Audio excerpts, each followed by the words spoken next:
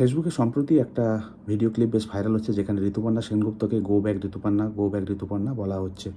রাত দখলের লড়াই তিনি পা মেলাতে গিয়েছিলেন, কিন্তু সমর্থকরা সেটা করতে দেয়নি। কারণ কি? এই প্রশ্নটা ঋতুপর্ণারও। কিছুদিন আগে তিনি এমন একটা কাণ্ড ঘটিয়েছিলেন, যেখানে ব্যাকগ্রাউন্ডে মিউজিক চলছে, শাঁখটা মুখে নিয়ে অভিনয় করেছিলেন। এটা নেট সমাজে হাসির একটা খোরাক হয়ে উঠেছিল, লোকে ছিছি করেছিল। কিন্তু ঋতুপর্ণা বলছে এটা তার একটা প্রতিবাদের ভাষা ছিল। সত্যি কি এটা প্রতিবাদের ভাষা ছিল? এইভাবে প্রতিবাদ জানাতে হয়?